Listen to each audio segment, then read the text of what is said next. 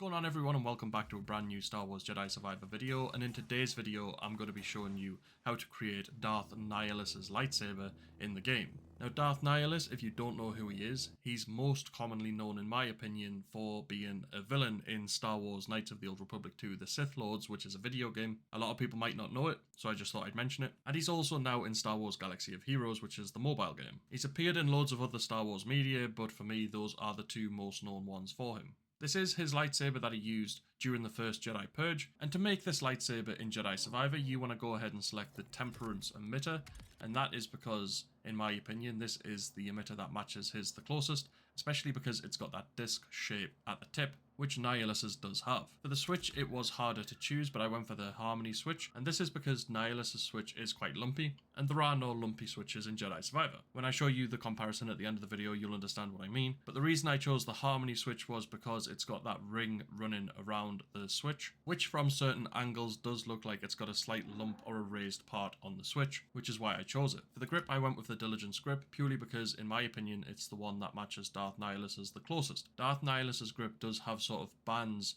running slightly diagonally up the grip, which don't stick out as much as they do on the Diligence grip, but other than the bands sticking out on the Diligence grip, it bears a really close resemblance to Nihilus's actual grip. And then for the pommel, I went with the Diligence pommel, and that is because on Nihilus's lightsaber, his pommel has that sort of diagonal cut across the pommel, and then there is a little bit sticking out from that, which is slightly smaller, which the Diligence pommel does have. So in my opinion, it is the one that is the closest to Darth Nihilus's pommel. For the materials for this lightsaber, I went with a primary of Imperial Chrome, a secondary of Imperial Chrome, an accent of also Imperial Chrome, and a grip of Imperial Chrome, and that is purely because Nihilus's lightsaber is purely chrome or any other silvery metal material in the game you want to use. I just use chrome because I think it's the cleanest, and it's the one that stands out the most when you are just running around in the open world.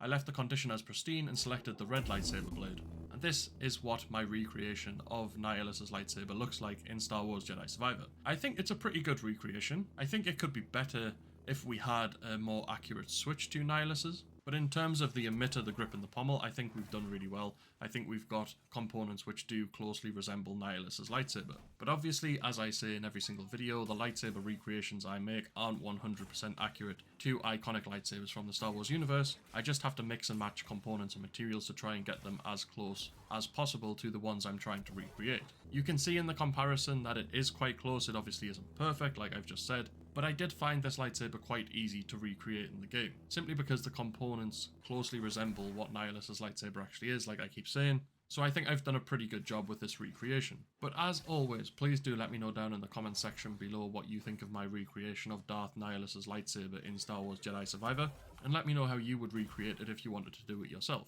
If you have enjoyed the video, please do smash a like on it to show support for the series and the game on the channel, and if you are new to the channel, make sure to subscribe to be kept up to date with all future Star Wars Jedi Survivor releases. But other than that, I'll see you in the next video.